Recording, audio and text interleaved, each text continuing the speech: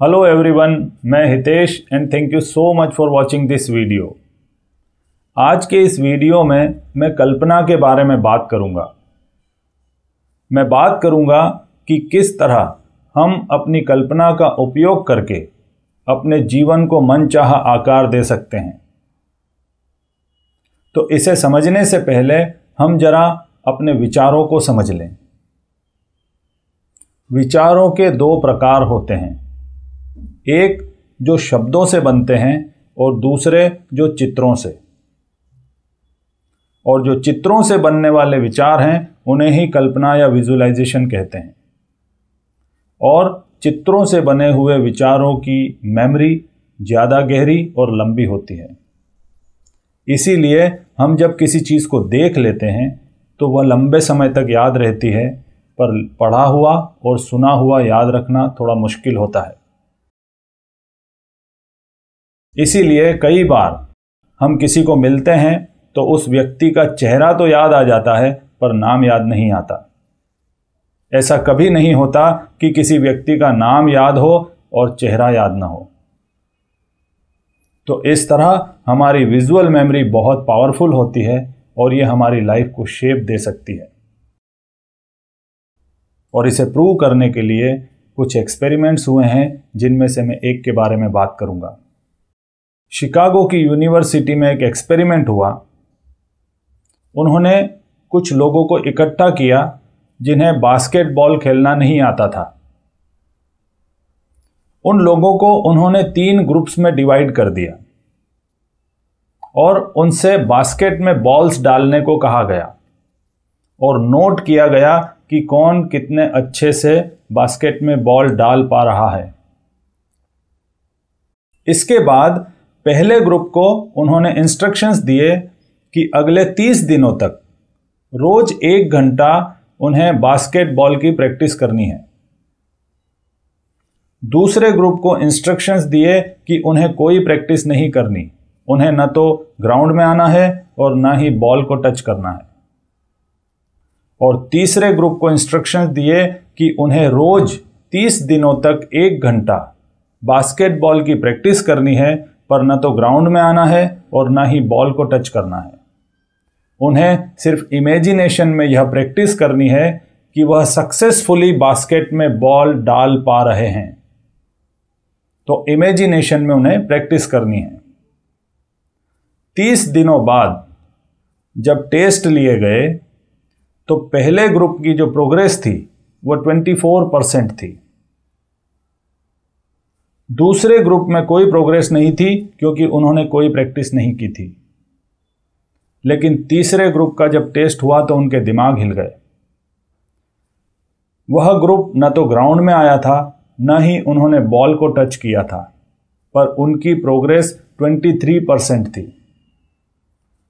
Real में practice करने वाले ग्रुप से सिर्फ 1% कम। तो यह है इमेजिनेशन की पावर। तो यह कैसे होता है? यह इसलिए होता है क्योंकि हमारा माइंड रियलिटी और इमेजिनेशन में फर्क नहीं कर पाता। जब हम इमेजिनेशन में किसी चीज की प्रैक्टिस करते हैं तो वो उस पर ऐसे रिस्पॉन्स करता है जैसे वह प्रैक्टिस सच में की जा रही हो।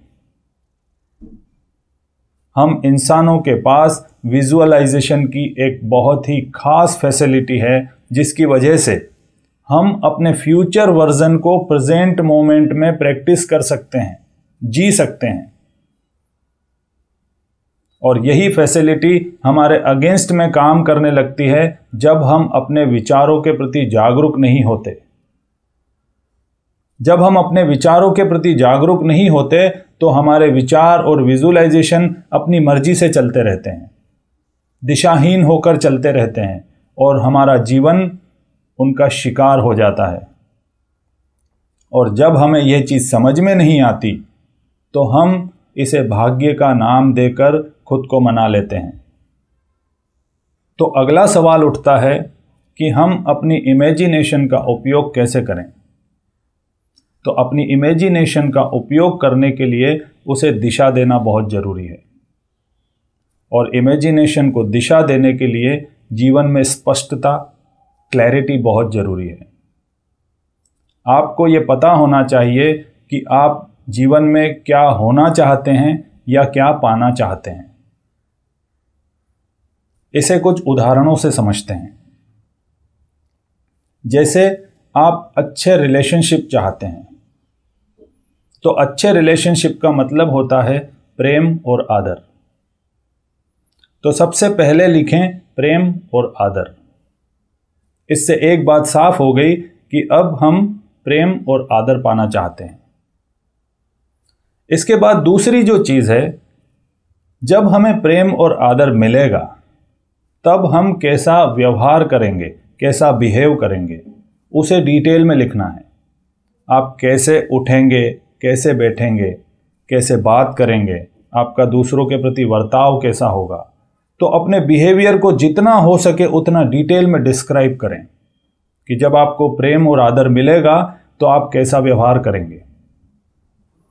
और तीसरी जो चीज़ है कि जब आपको प्रेम और आदर मिलेगा तो आप कैसा फील करेंगे, कैसा अनुभव करेंगे, आपकी भावदशा क्या होगी, आप अपने हृदय में कैसे प्रेम महसूस करेंगे, आप किस तरह कृतज्ञता और धन्यवाद से भर जाएंगे।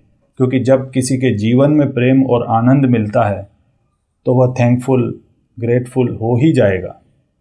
तो इस तरह क्या चाहते हैं, जब वह मिलेगा तो आप कैसा व्यवहार करेंगे और कैसा महसूस करेंगे। इन तीनों चीज़ों को जितना हो सके उतना डिटेल में डिस्क्राइब करें ताकि इमेजिनेशन में इसकी प्रैक्टिस करना आसान हो जाए। और अगर आप इसे डिटेल में डिस्क्राइब नहीं कर पा रहे तो प्रेम और आदर से रिलेटेड कुछ बुक्स पढ़िए या कुछ मूवीज़ देखिए। वहाँ से आपके ब्रेन को टेम्पलेट मिलेगा कि जिसे प्रेम और आदर मिलता है वह किस तरह बिहेव करता है, वह कैसा महसूस करता है। तो एक बार यह टेम्पलेट तैयार हो जाए तो रोज इसकी प्रैक्टिस करें। रोज इमेजिनेशन में अपने फ्यूचर वर्जन की प्रैक्टिस करें। और दिन में कभी भी खाली हों और बेकार के विचार सताने लगे तो उन विचारों को हटाकर अपने फ्यूचर वर्जन की प्रैक्टिस की इमेजिनेशन शुरू कर दें।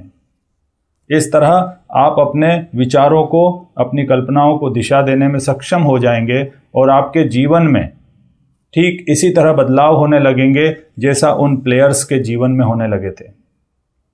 इस तरह आप यही प्रोसेस दूसरी चीज़ों के साथ भी कर सकते हैं, अपनी हेल्थ के साथ, वेल्थ के साथ, रिलेशनशिप्स के साथ, कैरियर के साथ या किसी और चीज़ के साथ।